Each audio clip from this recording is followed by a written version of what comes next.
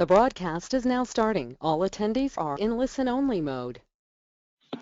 Welcome to the webinar with your host, Craig Proctor. Thank you very much, Andrea. Today, we're going to be talking about improving your conversion from lead to appointment. So as we go through our webinar today, as always, you can type in your questions, and we're going to take as many questions as we can throughout the call. So please do that. Don't be shy. Type in your questions, your comments. Now, the purpose of this call is to identify not only the common mistakes that you're making in the follow-up process, but I want to coach you through the process of improving your conversion ratio once you actually speak with a prospect. Now, every Thursday morning, James McDonald hosts a live role play call that I sure hope all of you are participating on. Okay, I really hope that you are, because there's a very direct correlation between those of you that do participate on that Thursday morning role play call and those that are most successful with our program, or those of you that are making the most amount of money. Now, James has explained to you how to master the universal callback script. Okay, so we're going to look firstly at some of the most common mistakes that you make when you're following up with prospects. I've listed the top 15 mistakes. Now, I want to start with these 15 mistakes, but then we're going to get into other things that you should be doing in addition to the universal callback script to help you do a better job of converting your leads. Okay, I want to repeat that. The purpose of today's webinar is not to do another role play call like you do every Thursday. The purpose of today's call is to make sure that you understand the top 15 mistakes that you're making when you're following up with prospects using the universal callback script. But we're going to go a lot further on today's call, and we're going to talk to you about how to dramatically increase conversion with longer-term prospects. Okay, that's the hole in the boat that most of you have. You're pretty darn good with a buyer that wants to buy today or a seller that's ready to list their home today. That's not the problem. Not, although you can get better at that, but the biggest problem for most of you is you lack an effective follow-up and conversion system for future prospects. And that's the majority of people you speak to. Okay, the majority of the people you speak to are prospects that are not quite ready to act. So mistake number one is not calling within 24 to 48 hours. Okay, you need to call them back as close to now as possible. And there's been many, many studies that have proven that. And that makes sense, right? These prospects are not like fine wine. They don't get better with age. So you need to call them back in a timely manner. Hopefully, within a couple hours. But if you're calling them outside of 48 hours, there's a good chance they may have already spoken to another real estate agent. Okay, so mistake number one is not calling back your leads in a timely fashion. Okay, mistake number two is calling only during the day and not trying to reach the prospect at different times of the day or in the evenings. Most people have jobs, right? So if you're calling them during the day, if you're calling their home number during the day, don't be surprised when they don't answer the phone. Also, your contact management system is going to timestamp, date stamp when you call them. So, if you're calling a prospect every day at 2 o'clock in the afternoon, well, then don't do that. Call them back in the morning. Try them in the evenings. Try them on the weekends. So mistake number two is calling at the same time every day. Now, let's go to mistake number three. Mistake number three is not getting more than one phone number. When you're speaking with a prospect, make sure that you ask them for multiple phone numbers to increase your chances of reaching them in the future. Okay, so if you only have their home number, make sure you get their cell number. Make sure you get their work number. In actuality, the home number is probably the worst number to have. Let's have a look at mistake number four. Mistake number four is calling from your company, calling from your office. So if on the prospect's caller ID it says Remax or Keller Williams or Century 21, they're not going to answer that. People have caller ID. Why? To screen their calls. That's what you do, right? That's what I do. Before we pick up the phone, we look at the caller ID to see who's calling us, and we're deciding based on that what calls we're going to answer. Okay, now you may want to call from your home or call from your cell phone, but certainly not from your office. Mistake number 5 is only calling once and giving up. Far too many of our members make 1 or 2 calls and give up. Okay, don't do that. I didn't do that. I would be persistent. Okay, if you're persistent and you call these prospects, these leads, many times, maybe for many days until you reach them, you'll be successful. But don't just call them once or twice and then figure, well, I can't reach that lead. Heck, if I did that, I probably would have given up on half of my business. Let's go to mistake number 6. Mistake number 6 is not asking for the person who requests the information. Whoever it is that requested the information, that's the person you should be asking for. Okay, if it's Mrs. Smith, you want to ask for Mrs. Smith. If it's Mr. Smith, you ask for Mr. Smith. If you ask for Mr. Smith, Mrs. Smith answers the phone and you ask for Mr. and he's not in, you want to make sure that you attempt to go through the universal callback script with the spouse, with the other party. Okay, you're always going to, let me repeat this, you're always going to ask for the person that requested the information, but if the other spouse answers the phone, if they'll let you, go through the universal callback script with them. Sometimes it's actually better because they'll give you more information. But quite often they'll say, well, look at, if my husband requested this information, you need to speak with him. Your proper response to that should be, well, how can I reach him? Or how can I reach her?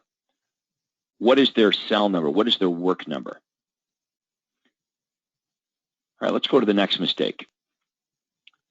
Mistake number 7 is accepting no right away without qualifying. So when you ask the prospect, are you thinking about making a move in the next 3 to 6 months? If they respond with, I don't know, we're not sure, we're just kind of thinking about it, don't accept that right away without using the probing questions. That's what the probing questions are designed to do, is to cut through that I don't know, I'm not sure typical response that you and I get. So don't give up and accept no right away without qualifying the prospect, without asking those probing questions. I'm going to repeat this again. That's called normal. If I gave up on every prospect that said, we don't know, we're just kind of thinking about it, we just saw your information and we thought we'd order it, I would be giving up on the majority of my prospects. That's no different than you and I walking into a retail store and the salesperson says, may I help you? And we say, no, thank you, we're just looking. That doesn't make you or I a bad prospect. Let's go to number 8. Mistake number 8 is getting into long conversations versus simply following the script. Okay, don't do that. Still, some of you are spending far, far too long with each prospect. If you spend 15 minutes on the phone with a prospect, do the math. That means you could only speak to 4 prospects every hour. You're just not going to be able to talk to enough people to make this system work. That's why I designed the universal callback script the way it is, so you can get on and off the phone in 3 minutes or less, even in instances where you book an appointment. Okay, so stick to the script. You might want to put a little egg timer or something in front of you, a little hourglass with sand, a little buzzer. After, 3 or 4 minutes, it's time to move on. Let's go to mistake number 9. Mistake number 9 is making the wrong offer. In the universal callback script, one of the probing questions is, do you prefer to buy first or sell first? The reason we're asking that question is because we do not want to guess. You must ask the prospect, whether they're buyer or seller, whether they prefer to buy first or sell first. If they're a buy first prospect and you guess incorrectly, you communicate the seller offer, it doesn't matter how good a job you do at communicating that seller offer. That's not where the prospect's head's at. They're a buy first person. And the opposite is true. So don't guess. Don't make the wrong offer. Always ask the probing question. Are you a buy first or a sell first prospect? Mistake number 10, not being clear and concise with the offer. When I role play with some of you, you're kind of weak with the offer. Can you really tell me in a couple sentences, in 30 seconds, what your big offer is all about? Because if you can't clearly articulate your offer, there's very little chance that your prospect's going to comprehend it. Does that make sense? If you can't clearly communicate your offer, there's very little chance the prospect's going to understand it. Let's look at mistake number 11. Mistake number 11 is asking for the appointment before the offer. Now, this is a subtle mistake that I see some of you making. Okay, the proper way to articulate the offer, for example, the buyer offer, you would say, would you like me to email you daily updates of all the homes that match your criteria, including any bank foreclosures, company-owned properties, or distress sales? It's a free service. You're never obligated to do anything. Would that interest you? They say yes. That's when you want to zip it up. Let them say yes. Let them opt in. And then and only then do you come back with the commitment, which is, well, when can we get together for about 15 minutes so I can take down exactly what you're looking for? That's the proper way to do it.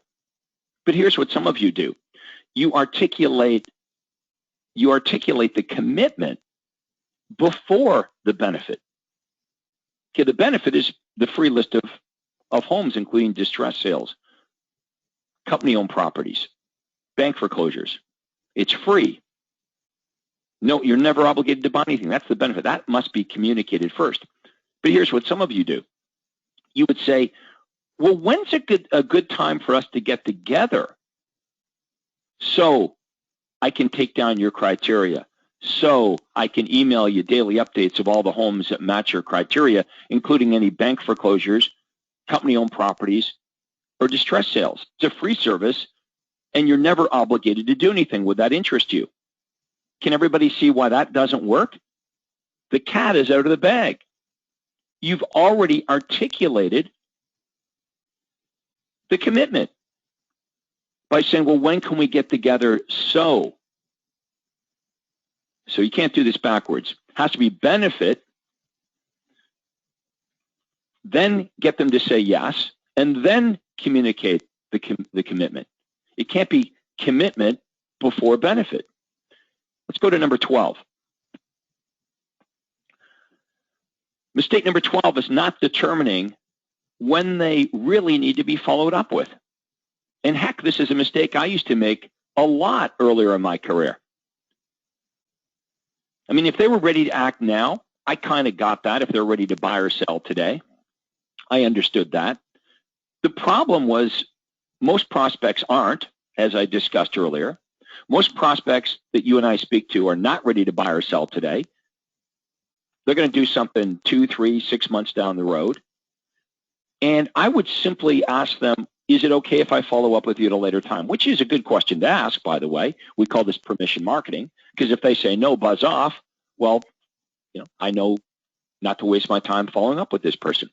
So you do want to ask, would it be okay if I follow up with you at a later time? But when they say yes, the obvious no-brainer question to ask is, well, when do you think would be a good time for me to do that? Like a dummy, I didn't do the second part. I would only ask, is it okay if I follow up with you at a later time? So I was smart enough to do that. They would say yes. And then I would guess. I would guess. I would make a subjective decision. Well, it kind of sounded like they might do something in 3 or 4 months. So, I'll cut it in half, which is smart. You always want to cut the time frame in half. So I'll call them back in 2 months. But why not ask? And still cut it in half, but don't guess, because many, many, many times you will guess incorrectly. So again, when you feel they represent future business, you're going to say, would it be okay if I follow up with you at a later time? 90% of them will say yes. Then when they say yes, that's when you're going to say, well, when would be a good time to do that? When would be a good time for me to call you again? Whatever time frame they give you, just cut it in half. Let's go to number 13. Mistake number 13 is it's what I just said, not setting a callback for half the time. It's a mistake. And I'm going to talk about this in a few minutes, why it's a mistake. But I think we can see how or why a prospect who sees us as a salesperson might want to arbitrarily tell us a time frame that's a little bit longer than it really is, because they don't want to be pressured. Mistake number 14, delegating calls to unskilled assistants. I want you all to understand that this is a rainmaker activity. I would rather you delegate the buyer and seller appointments and be on the phone. But many of you don't see the phone work as important. And I want to stress on today's webinar how this is the ball game. This is what's most important. And for me, I knew that I could make more money on the phone calling back my leads than I could out in the field. I could make more money setting up the appointments on the phone than I could going out to the appointments. And so can you. Think about how many appointments I could make in 2 hours in an evening. I could make a lot more money doing that than running around. I mean, how many homes could I list in 2 hours in that same evening? So, and plus it's also way easier to hire team members to go out and work with the buyers and sellers. Now, you are going to get to a point where you'll have so many leads coming in that you won't be able to call them all yourself. And we're going to talk a little later in the webinar about hiring an inside sales agent to help you, not to replace you, but to help you by calling the overflow. All right, let's go to the final mistake, number 15. The final mistake, mistake 15, is not scheduling time into your schedule to ensure that these calls get made. You must treat follow-up like it's a listing appointment. If you had a listing appointment this evening at 7 o'clock, that would be in your day timer, and nothing would get in the way of that, right? You've got to create a perfect week for yourself, and that's what I did. I scheduled 2 hours Monday evenings, 2 hours Thursday evenings, and 2 hours Saturday morning to call back all of my leads. Okay, now, of course, you can cheat in between those times, and you should be, as leads come in. If you're not with a buyer or seller, you can call back, you're going to be calling back your leads in between those times. But at least I knew that those 6 hours every single week were reserved for making my callbacks. Nothing got in the way of that. Even if somebody on a Monday evening said, hey, I want to list my home, I would try to push that listing appointment off till Tuesday evening, because Monday evenings I was committed, absolutely committed to following up my leads. And it makes no sense to generate leads in the first place if you're not going to be disciplined enough to follow them up. Now, we're going to talk in our webinar here today on what it is that you can do in addition to the personal follow-up calls. Okay, so I want to take you a little deeper in our discussion here today and explain to you exactly what I did in addition to these personal phone calls that I made. Now, the system I described to you at the Super Conference includes phone calls, okay, live phone calls, but also voice broadcast. Okay, I would use voice broadcasting. I would use direct mail letters. I would mail my Market Watch newsletter. Many of you still today do not have a newsletter. I used my VIP home hunter service, and the gold plan mailings. Okay, all of these were critical in my follow-up. All my communication is personalized. My communication is regular and it's frequent. And the information presented addressed real consumer wants and needs. So I wasn't, mailing them useless information. My newsletter wasn't filled with recipes on how to make an apple pie. It was real, valuable information. For the hundreds of leads that poured into my automatic reverse prospecting system, the goal of my follow-up system was to stay top of mind, to create top of mind consciousness. In fact, my automatic reverse prospecting system was so effective in my marketplace that a high percentage of homeowners who were looking to buy or sell a home would fall into my net. At some point, they would fall into my marketing net. At some time or another, they would request information from me. But without an effective way of staying in touch with these prospects, 80% of them will be lost. And I know this is true because I did the research myself many years ago. Before I had my follow-up system perfected, I kind of knew I wasn't converting as many of these prospects as I should be. But when I did the research, I was shocked. I was shocked to find that 82% of the seller leads that I generated had listed with another agent. You see, what I did is I cross-matched all of my new listings, all of the listings on MLS, okay, on the hot sheets every day. I cross-referenced that with my own personal database. So every day, and you could do the same thing, as new listings come up on the hot sheets on MLS, I had my assistant, okay, cross-reference those with our database of sellers. Okay, these are sellers that I had generated through my marketing over the last 12 months or so. And I was shocked to discover that 82% of my seller prospects had listed their home with another agent within 12 months. You understand this? These were home sellers who had responded to my marketing. I had sent them information. They'd raised their hands and drawn attention to the fact that they were in the market to sell and possibly buy. And guess what? True to their word, they did. But because my follow-up was lacking, I wasted these leads. And these people listed their homes with my competitors. And I blew it. How many of you are making this mistake? How many of you would dare to do that?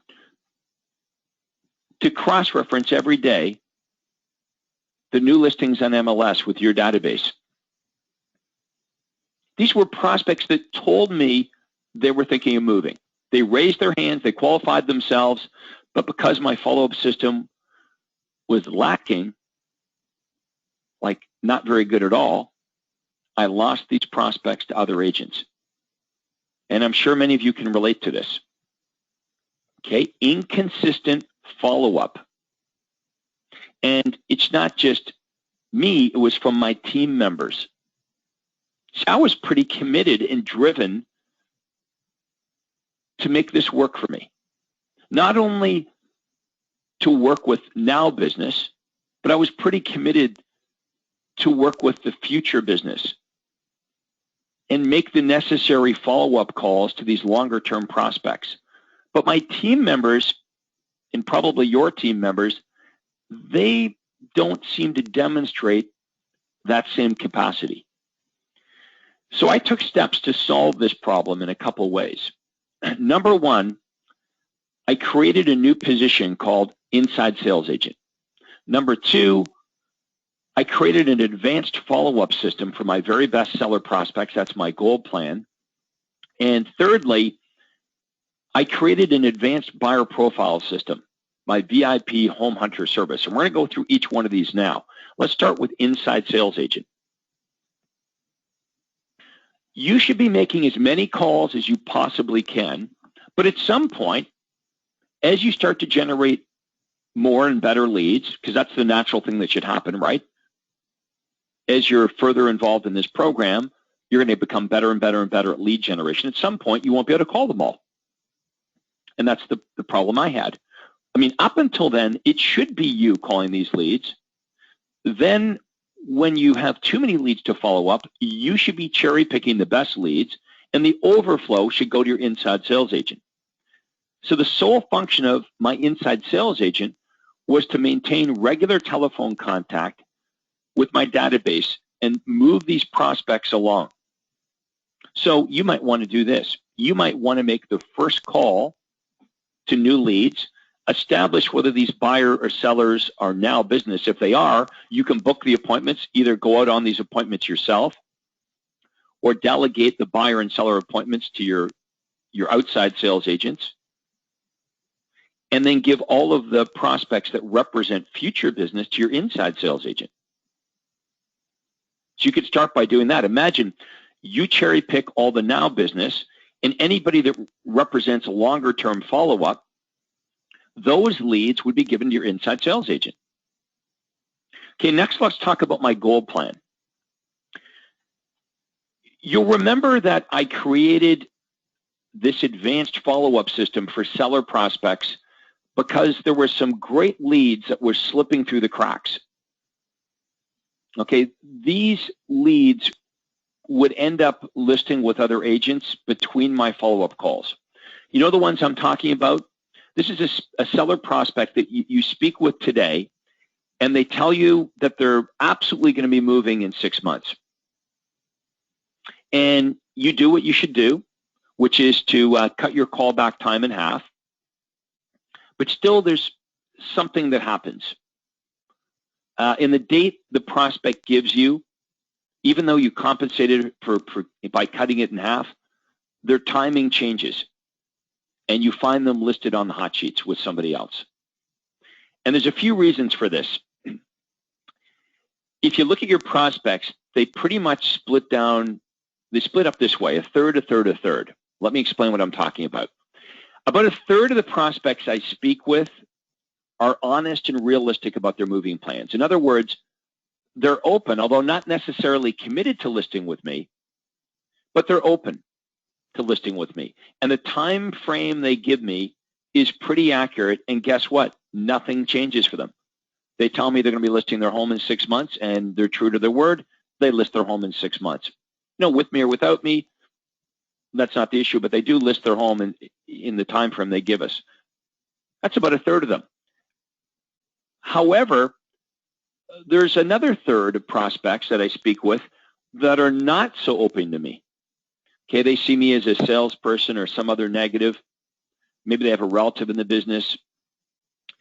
As a result, they arbitrarily give me a date that's longer than it really is just to get rid of me. And then there's a final third of prospects whose timing changes. They truly think they're going to move, let's say, in 6 months, but then something happens in their life. You know, the transfer gets moved up or whatever, and they end up listing their home a lot earlier than they themselves thought they would be listing. You know, they end up listing their home way earlier than what they originally thought. In the latter two cases, I'm going to follow up as scheduled, but I'm going to find that they listed with somebody else. So even though I scheduled my call back based on what they told me, there's always the possibility that something could go wrong. Okay, that you and I are going to miss the opportunity, and I want you to write this down, due to the unpredictability of client timing. Okay, please write that down. The unpredictability of client timing. That's the fly in the ointment. Is something in their life changes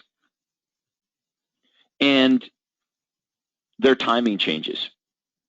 So while you and I have tried to systemize the follow-up process, there's just too much of this unpredictable hit and miss aspect of follow-up. So that's why I created the goal plan. The goal plan was created to reverse the follow-up process with your bestseller prospects by compelling those prospects to automatically call you when they're ready to make a move. Okay, so rather than you laboriously having to keep following up with them, I mean, really, you'd have to call them every day, right? You're trying to hit the timing right. Very difficult to do. So from my point of view, I just want to set up a situation where they're not going to forget about me. That even if I call them at the wrong time, if my marketing's strong enough, hopefully they'll call me. And if I can get face-to-face with them, I know I've got a 90% chance of getting that listing. So that's the idea with the goal plan, is because of this unpredictability of client timing. Wouldn't it be great if the goal plan mailings would cause a situation that even if you and I mess up and we don't call them at the right time, we forget, or our follow-up call was set at the wrong time, or something changes in the life of the prospect, and instead of them moving in 6 months, something changes, now they're going to move in 3 months. I wanted to reverse this and make sure that the prospect calls you and I. That's the idea behind the goal plan mailings, is the marketing is going to be so good that even if you and I mess up and we don't call them at the right time, they're going to call us at the right time. Okay, next, let's move on to the VIP Home Hunter service for buyers. My VIP Home Hunter service is positioned as a very important USP, unique selling proposition for me. This service gives buyers the ability to get priority access to hot new listings that match their home buying criteria. And it doesn't matter which company the properties are listed with. After identifying their home buying criteria, this is a non-threatening, one-stop shopping service that emails the buyers all the hot new listings that match their home buying criteria. So it gives buyers the ability to preview the homes themselves by doing drive-bys in any homes that catch their interest. And then all we ask is that they contact us if there's a home that they want to view. So I market this as really giving them priority access to hot new listings so they can beat out other buyers to the best deals. Now, if you take all of these programs together, okay, I'm vastly improving my lead conversion. Okay, so this marketing, it's a layered approach. If you do everything that I'm talking about today, you're going to plug these holes in your business. Understand, this is the opportunity. The major opportunity for most of you is to stop losing the people that are already contacting you. Most of these represent future business, and for many of you, you're not prepared for this. You don't have the systems in place to build this top-of-mind awareness to cause these future prospects to remember who you are and to get them to contact you when they're ready to buy or sell, in case you mess up and you don't call them at the right time. So let's talk troubleshooting. And again, if you have questions or comments, please type them in. We'll take audio questions as well here shortly. But I'd like to get interactive with this webinar and take as many questions as we can. But let's talk about troubleshooting. The most common complaint I heard from my team members regarding follow-up was they'd say, well, Craig, we get lots of leads, but the leads are no good. Now, how many of you have heard that? And if you don't have team members, maybe you're the one saying that. Maybe you're saying that to your coach. Well, you know, I'm generating lots of leads with your system, but the leads are no good. Some of you are getting stuck on this point. your problem before was finding leads. Okay, you were cold calling, perhaps you were begging for referrals. So now with our system, you've reversed that. You've reversed cold call prospecting. That's why we call it the automatic reverse prospecting system, because now prospects are contacting you. Your problem now might be finding the time and energy to follow up with these leads. Please do not fall into the trap of undervaluing these leads. I have scientifically challenged this in my own business, as I just explained to you a few minutes ago. 80% of my seller leads, these people ended up listing their home with another real estate agent within 12 months. So it wasn't that the leads weren't any good, is that the real truth was my follow-up wasn't any good. Many agents don't want to be bothered with the follow-up phone calls. They just don't. That's the truth of the matter. They want somehow this process to be completely automatic. And in reality, the truth is there are key manual steps which must be followed.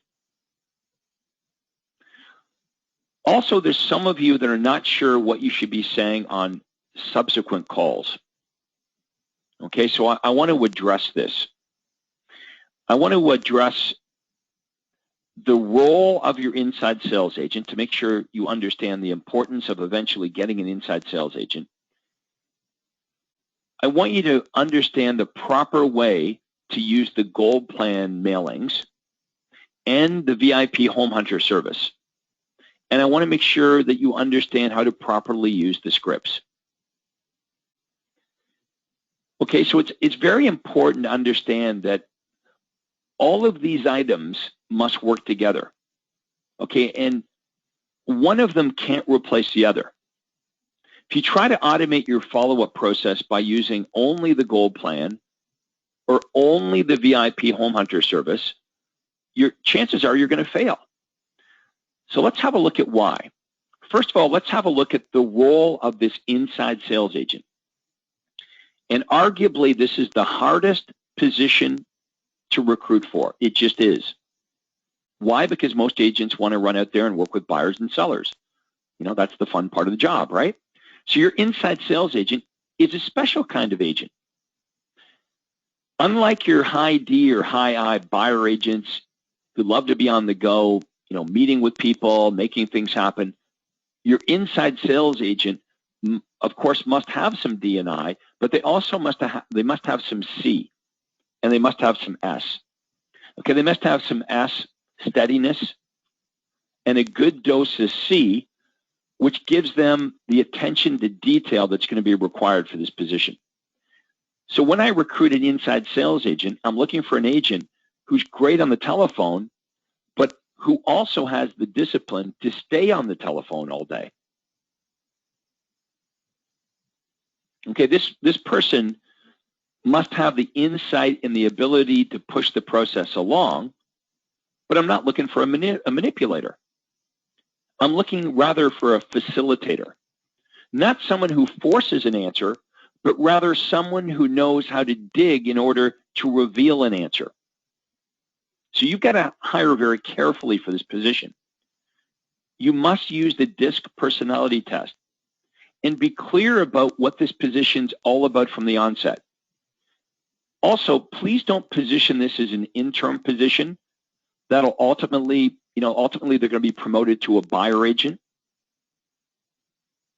This must be explained as a position on its own. A buyer agent and an inside sales agent have very different strengths and needs. An inside sales agent won't crave the out and about face-to-face meetings that a buyer agent would crave. The right person for this position is somebody that's going to value having set hours. See, my inside sales agents always knew when they would be working. I gave them a set 40-hour work week. And they also value predictable income. I gave them a base salary plus commission. So they knew even if they had a bad week, they'd make $500 a week. because I was giving them a $500 a week base salary plus 10% commission. And they're going to accept their responsibility of following up on the phone. That's their job. Okay, they're not going to try to shortcut telephone follow-up because that's their job. See, here's the problem. When I tried to give my leads to my outside sales agents, let's say to my buyer agents, if I gave 20 leads to one of my buyer agents, they'd call the first 2 or 3, book a buyer appointment, and boom, they'd be out the door. And the other 17 leads would never get called. And that's why it doesn't work. Some of you may know that because you've already tried to give these leads to your team members. They don't value the leads like you do. Okay, next let's talk about the proper way to use the Gold Plan and the VIP Home Hunter service. Okay, the purpose of my automatic reverse prospecting system is to get prospects to tell you when they're moving. Everybody get that? The purpose of your lead generation system is to simply get buyers and sellers to raise their hands and say, I'm moving. However, the purpose of my advanced follow-up systems, the Gold Plan system and the Home Hunter service, is to automatically get them to tell you when. That's a big idea. Did everybody get that? The lead generation system, that purpose of that is to get prospects to raise their hand and say, I'm in the market. But with the Gold Plan system, we're going to get prospects to tell us when. Now, for buyer prospects, it makes sense to initiate the VIP Home Hunter service right away. Okay, it's easy. It's an inexpensive way of staying in touch with buyers, and it gives them relevant, customized information. Okay, that's designed to get them to automatically raise their hands when they're ready to act. Now, I'm going to stress this again. This should not be done in place of your follow-up calls. So you can't just set your buyers up to get automatic daily emails of homes that match their criteria and then never follow up with them on the phone. Instead, the Home Hunter service is a follow-up tool which is intended to supplement your regular phone calls. Okay, it becomes a natural basis, in fact, for the conversations you're going to have with them. Instead of calling with nothing specific to say, you're now going to be able to speak with them about the information, the homes that they're receiving. And you're going to be able to identify whether you're sending them the right information or whether you need to modify their criteria or alter, maybe their timing's changed. Okay, so you can't just stick a buyer on automatic daily emails and expect them to convert. You must be on the phone with them every week, every other week, depending on their timing. Okay, the shorter their time frame, the more often you're going to be on the phone with them. Now, your seller prospects are a little bit different. As soon as you identify a future seller prospect, you should be launching your Market Watch newsletter and then initiating a sequence of follow-up calls. Now, you should not be automatically placing all of your seller prospects on the Gold Plan. Let me repeat that. You should not be automatically putting all your seller prospects on the Gold Plan. The Gold Plan is only intended for seller prospects who have clearly, specifically told you that they intend to list their home. Okay, they're very upfront and vocal about their intentions. They're telling you exactly why they're moving and when they're moving. And if the why and when is within 3 to 6 months, that's your cue. These people need to go on the Gold Plan. Okay, it's their very specific timing which defines them as a prospect that you should be placing on the Gold Plan mailings. Everybody understands this, right? You follow up with a prospect. Most seller prospects say this. When you ask them if they're thinking about making a move, they respond with non-specific stuff, right? They respond by saying, I don't know, we're not sure, we're just thinking about it. But 1 or 2 out of 10 are very upfront and vocal with their plans They say, you know, it's funny that you called. I'm being transferred. I'm going through a divorce. I bought new construction, whatever. They tell you exactly why they're moving, and they tell you when they're moving, and they're true to their word. So I came to the conclusion many years ago, you know, I can spend a lot more money and time on those type of sellers. But I wasn't. I was treating all of the leads the same. And you are too.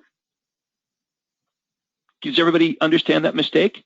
Clearly, every once in a while, when you talk to a seller, they're more upfront and vocal with their intentions. When you've got a seller on the phone that's, you know, they're hopping up and down on the other end of the phone, telling you exactly when and where they're moving, don't you think you and I should be spending a little bit more time, money, and effort on those guys versus the other sellers that say, I don't know, you know, we're kind of just thinking about it. So the goal plan mailings will cost you about $1 a piece. So here's the question. Would you spend $12 more to lock up a for sure listing? I would.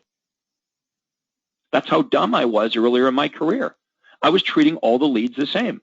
I had one follow-up process, a blanket follow-up process for all sellers.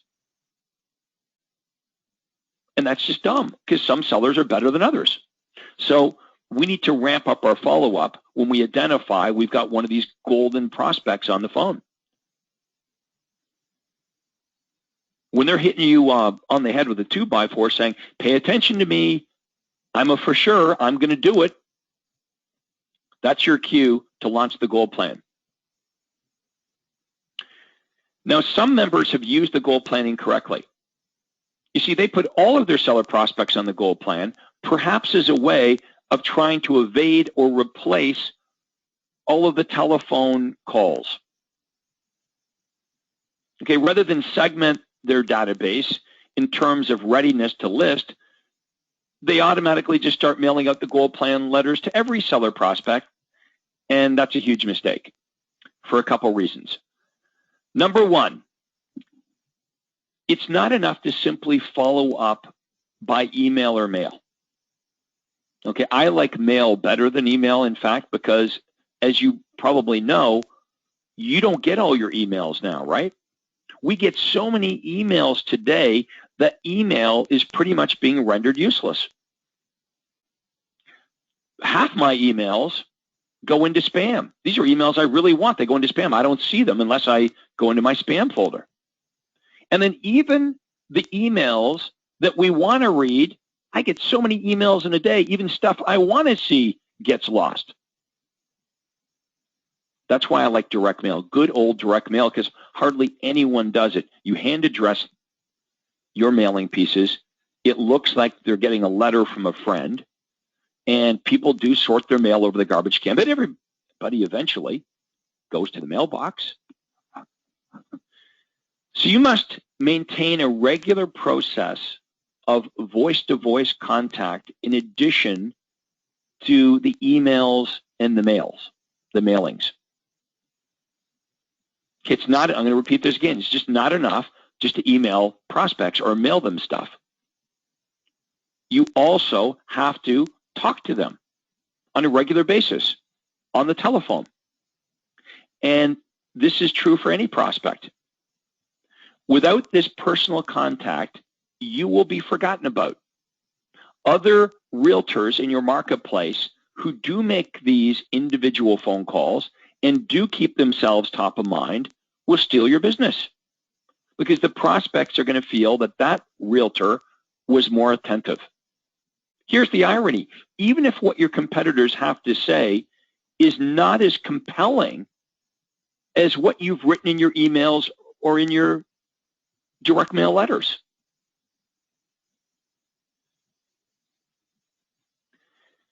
Without a regular plan of telephone follow-up, you are going to lose many, many prospects due to poor timing. Not that you didn't set your follow-up time based on what they said, but something changed in their life. That transfer got moved up. Okay, number two,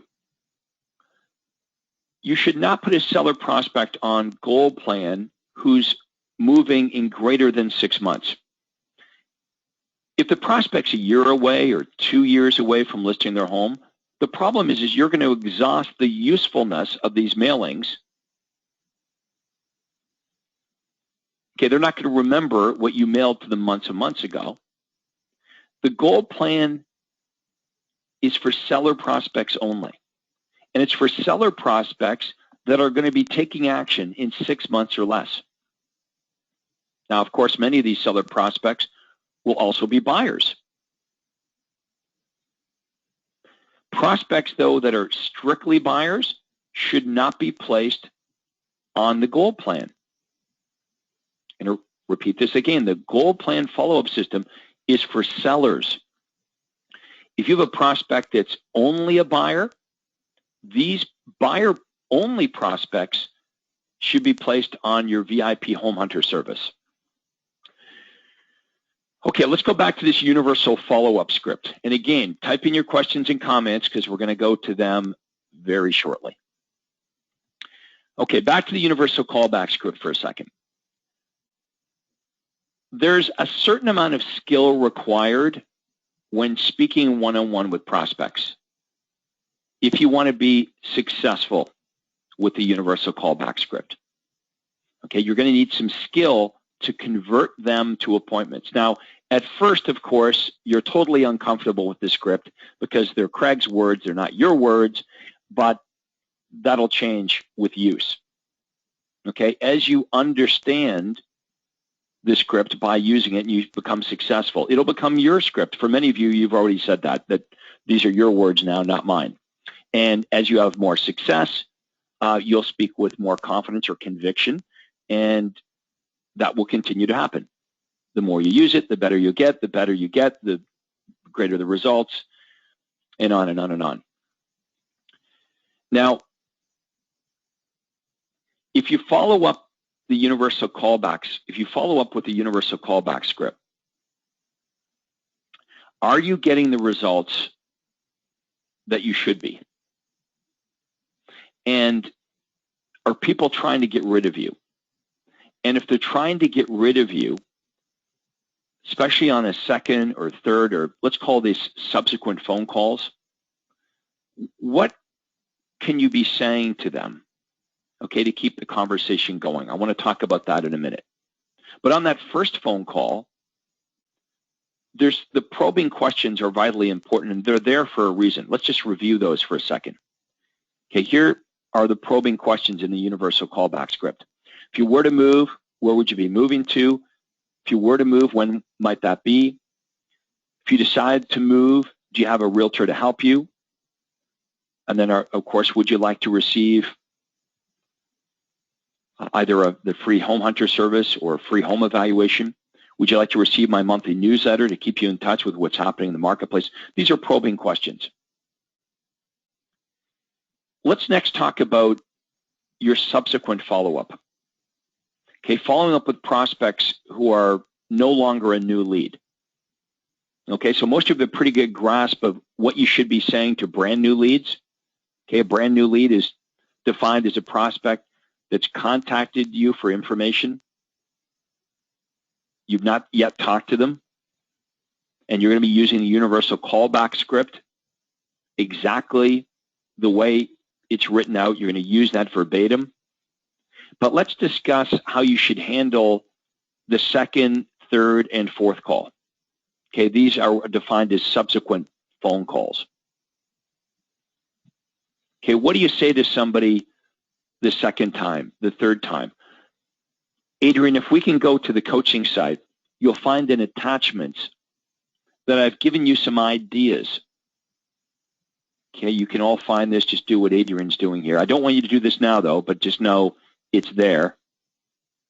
But if you go under attachments, you're going to find in the bottom left-hand corner, you're going to find that there's some information that you can use when you're making your subsequent follow-up calls. So if you're talking to sell first prospects, one of your reasons or excuse for following up with them, just to give them some of the recent home sales in their area. Okay, with buyers, there's reasons or excuses to follow up with them.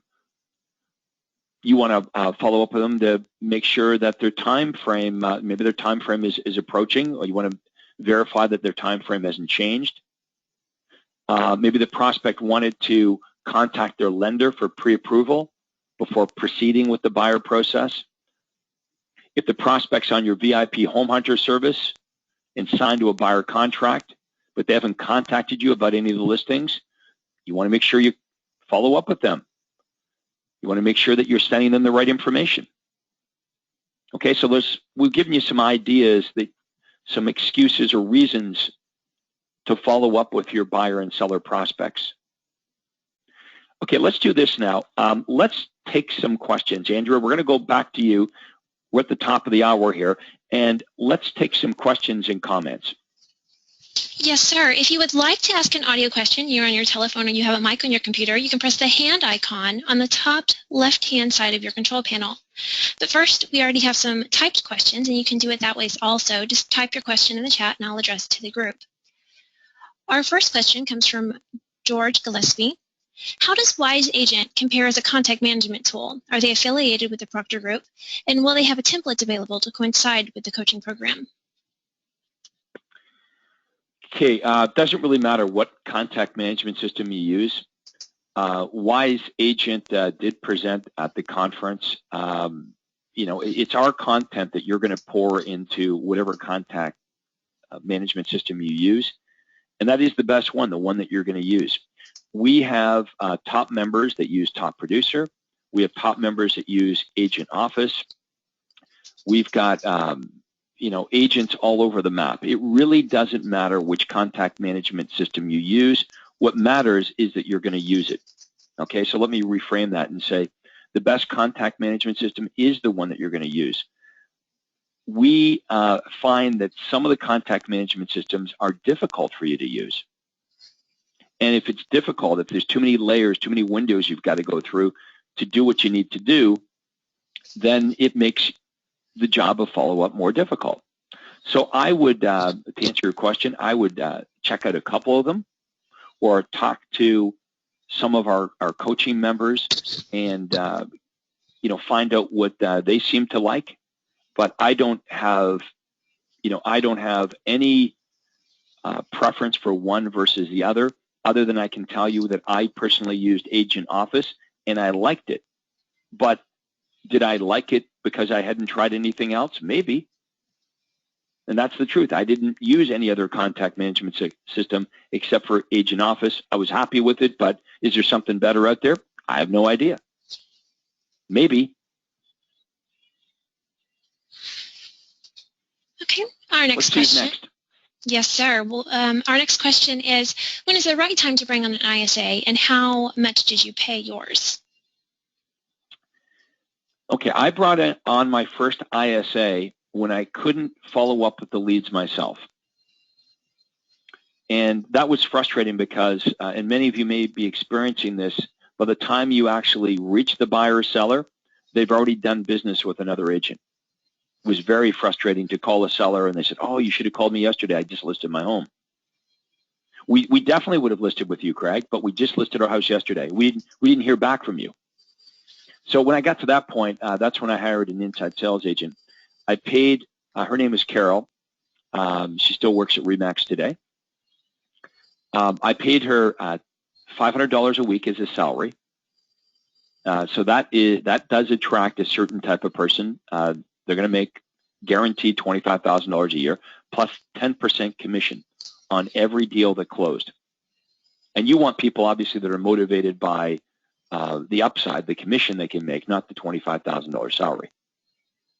Make sure you also put them on a 90-day probational period. So if they don't work out, it's easy to get rid of them. Okay, our next question is from Stephen Porter. I have generated over 371 prospects using your system, most of which are buyer leads. I'm finding it challenging to find time to 1, follow up with the new leads, 2, follow up with the previously contacted leads, and 3, going on appointments. Any suggestions for follow-up with longer-term buyer leads prior to the VIP buyer process? It's a struggle, isn't it? It's a struggle. Look, here's what happens when you hang out with me. when you're in this program, you're going to get, the natural thing that should happen is you're going to get better and better at lead generation. So what you're describing, Stephen, is normal. So here I am, and here you are. The guy doing the calling, you, is also doing the doing, right? Because you're good at making the phone calls, what naturally happens is you book a lot of buyer and seller appointments. When can most of these buyers and sellers meet with you? In the evenings and on the weekends, which is the very best time to actually make your follow-up calls. But you can't be making your follow-up calls now because now you're out with the buyers and sellers. It's a problem. That's why you're going to need some help. And what I did is I hired, the first person I hired was an agent to go out and meet the buyers and sellers. I found it easier to hire somebody like that and easier to train somebody to duplicate the results that I would get. Okay, her name was Lindy Black. She's still at the RE/MAX office here in Newmarket as well. And Lindy was brand new, maybe like a year in the business when I met her at an offer presentation. And she had no business. And I was complaining to her after this offer presentation out in the driveway in the seller's home. I was complaining. I had the same complaint that you have right now. It's like, how do I do all this? Well, she said, I don't have any business, but I'm pretty good at this. And she was. I said, well, I have too much business. So it seemed obvious. I said, well, Lindy, why don't you come and work with me? Remember, this is 1990. Nobody had licensed agents working for them other than brokers. I wasn't a broker. I was just a real estate agent working in the broker's office, but I basically started a brokerage within the brokerage. So Lindy came to work with me. Now, it just seemed logical that I should take Lindy out and show her what I do. So Lindy would go out on all the listing appointments with me and all the buyer appointments with me, and in very short order, within a couple weeks, she got it, and then I would follow her around. She would do all the talking at the listing appointments and the buyer appointments. I'd sit in the corner and listen. I would give her some corrective advice at the end of each appointment. But after a month or so, guess what was happening? She was getting the same results that I was getting. So if I was able to list 80% of the sellers I met with, she was able to do that. If I was able to get the commitment of 80% of the buyers I met with, and she was able to get the same result, what does the Rainmaker theory tell us? Remember at the Super Conference, I talk about the Rainmaker theory. The Rainmaker theory says if you can't change the outcome, don't do it. And that's what I did. I drew a line in the sand, and I said, well, if I can't change the outcome, why should I be out meeting with buyers and sellers? Now, you see, here's what freed me. Because I didn't have to meet with the buyers and sellers, I could spend all my time on the phone. Well, do you want to know what the net result of that was? Because I was able to spend all of my waking hours on the phone, not distracted by listing appointments or buyer appointments, I was able to make a lot more appointments. Guess what happens now? A couple months goes by, Lindy comes into the office, hair's all over the place. She says, I can't do this anymore. I had to hire a second assistant and then a third assistant. And then even though I wasn't eventually working with any buyers or sellers, I still myself, even though 100% of my time was committed to the phone calls, I couldn't call them all. That's when I hired an inside sales agent. That was the progression. So I slowly gave away the buyer appointments and listing appointments, cherry picking the best ones on the way. That's how it would work. I wouldn't give every appointment to Lindy. If Uncle Joe wanted to list his home, I'm not going to give that to Lindy. So you can cherry pick them, Stephen, as you go along. You're going to hire somebody to duplicate you. You're going to cherry pick the best buyer and seller appointments. You probably keep to yourself, but give away the B's and C's. And now you've got all this time on the phone to make more appointments. But my prophecy will come true for you, because now that you've got more time on the phone to make these appointments, guess what's going to happen? You're going to make more appointments and more appointments and more appointments. And pretty soon the people that you have out there working with buyers and sellers won't be able to keep up with it. So what's going to happen is as you move your business from infancy to adolescence, just like adolescence, you're going to have growing pains. What is a business in infancy? A business in infancy is when you and I work by ourselves. And we all know the shortfalls of that, right? Your business depends on you. There's only so much you can do. You can't build it any bigger because you run out of time. And eventually, we all run out of time. So we move from infancy to adolescence. Adolescence is when you hire a couple people. It's still, your business still relies on you, but not completely on you. And then the final step, Stephen, is you have enough systems and people in place that your business moves from adolescence to maturity. A mature business does not require your presence. A mature business just is. What that means is you can go south in the wintertime. You can go on vacation. You can play golf. Doesn't matter. Your business continues to run. And that's what most of us, not all of us, that's what I certainly strived for, was a business that actually made my life better, not something that stripped away any light in my life. And when you have a business that's in infancy, that's the experience most of us have, is it's not a business, it's a job, and your job called real estate consumes you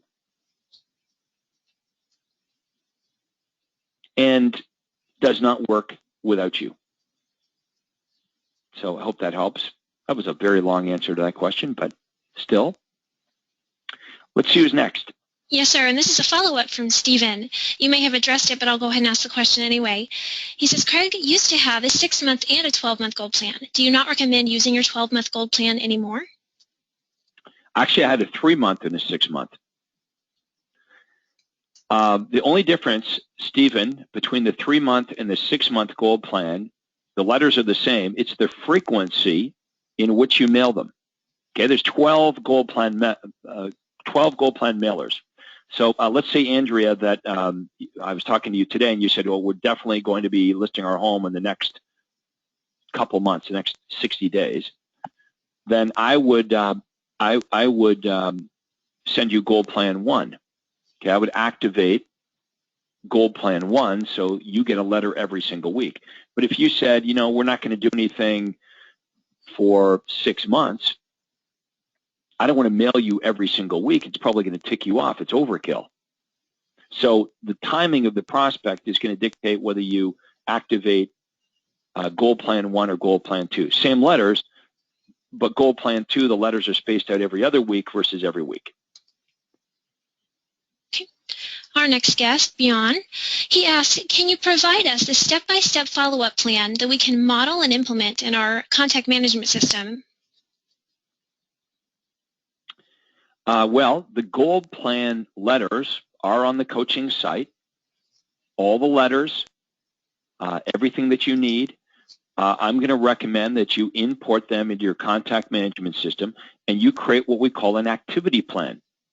And the activity plan, as I just mentioned, there should be 2 of them, Gold Plan 1, so GP1 and GP2.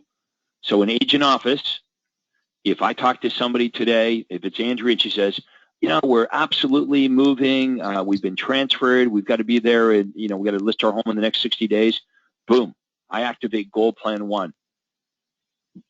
Okay, now, the contact management system is going to send my assistant a reminder every week, mail Andrea letter 1. A week later, mail Andrea letter 2, mail Andrea letter 3, and your phone calls are also going to be planted every couple weeks into that activity plan. So Andrea would get my monthly newsletter.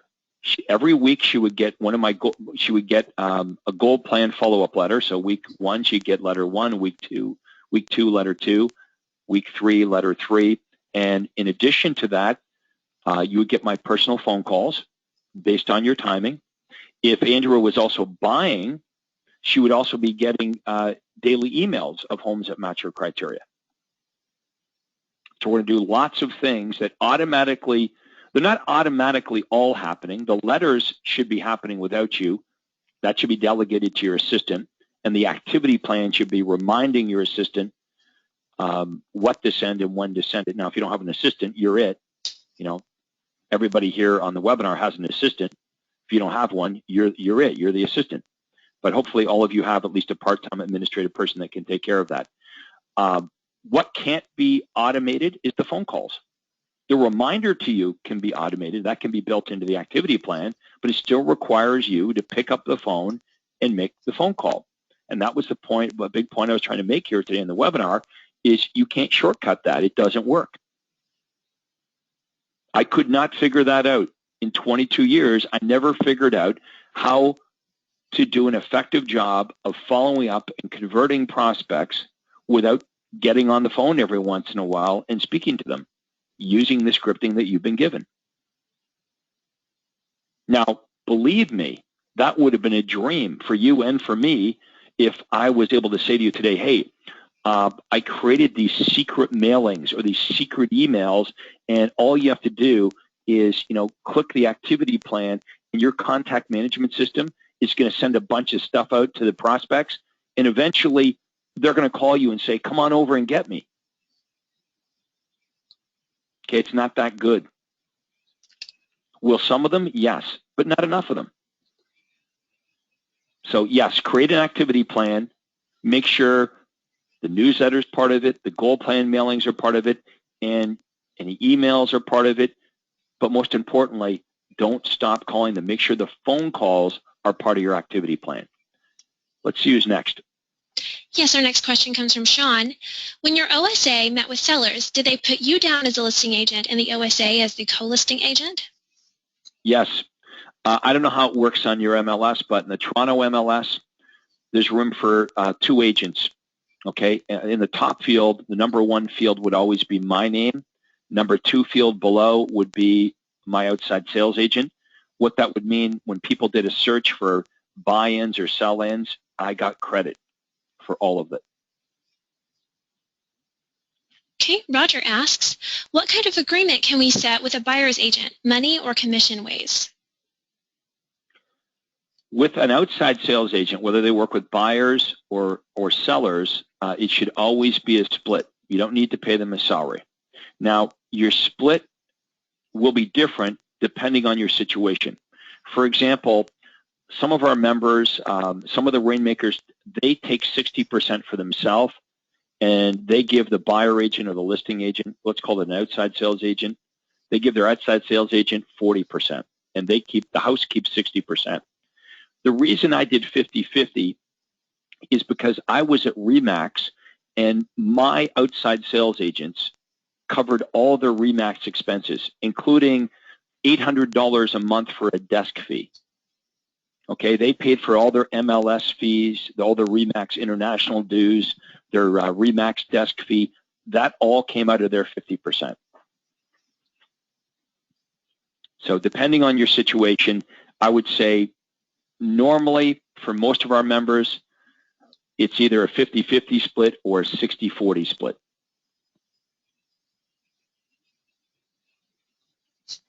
Our next question comes from Mark.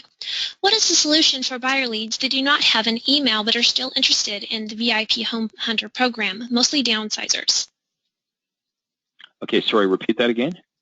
What is the solution for buyer leads that do not have an email? And he's saying it's mostly downsizers, and they want the VIP Home Hunter program. Well, you can mail it to them. And I'm thinking of my dad. He may not, actually my dad has email now, so there'd be very few people. I mean, if my dad's got email, like my dad had to get rid of voicemail because he couldn't figure out how to get the messages off. I'm serious. If I call my dad, how he knows I called is he looks at his caller ID. If he sees my number, he'll call me back. So he is not a technical person. He has email now, but let's say that they don't have email, you can mail them. You could fax them if they've got a fax machine at work, if they work. I mean, there's ways around it, but I don't know. What is it? 99.9% of the population has email. You won't run into that too often. We have Philip. I'm thinking of a 12-month gold plan with letters every month. What do you think of my idea? You could do that, but what you're replicating already exists in the newsletter. That's what the newsletter is for. It goes out every month for 12 months. Okay, we have a question from Beta. Do we use the e-plan for buyers and sellers from Success website? Yes, you can do that as well. You can fill in their name and their email address, or maybe it's just their email address, and they will get an e-newsletter. Now, I will caution you, I didn't write those. I don't know what that content says. Hopefully, it's nothing that'll hurt you, but you may want to sign yourself up first and make sure you're okay with the content. Okay, our next guest, Mark. In the Gold Plan mailing number 1, you suggest I send a moving checklist magnet board and a moving checklist letter size folder. Do I need to send both, or is it just the magnet or folder by itself enough? You can do either or none of those. BXL printers printed the checklist. So that moving checklist is just a sticker that I stick on a normal file folder that you would buy at Staples. You have Staples in the U.S.? Yes. Yeah. I believe we do. Just go to Staples, buy some file folders, and just you stick that moving checklist. You can get that moving checklist from her. The magnetic board was basically printed on paper, and they stuck these 4 little magnets on. So the idea was, if the moving checklist is on their refrigerator and you give them a file folder and you suggest that this file folder be used to place all their real estate related information, everything to do with their moving plans should go in this file folder, then you've created some top of mind awareness. And the moving checklist tells them exactly what they should be doing. What I like about the moving checklist is I would know by the information they're requesting of me pretty much where they were with their moving plans, because it would say, 3 months out you should be doing this, 6 weeks out you should be requesting this from me, 3 weeks out you should be requesting this. So it was almost like this built-in radar. I would know exactly where the prospect was in their timing based on what they were asking for. Anyway, we better wrap this up. I hope everyone's enjoyed the webinar here today. Of course, all the information for today's webinar is on the coaching website, Proving Your Conversion from Lead to Appointment. And remember to join us Thursday on the role play call. And then on Friday on the Ad Clinic call. Make sure you upload your ads, and we'll have a look at as many as we can. Anyway, we're out of time for today. Hope you enjoyed the webinar as much as I enjoyed being here. Go out there, sell some houses,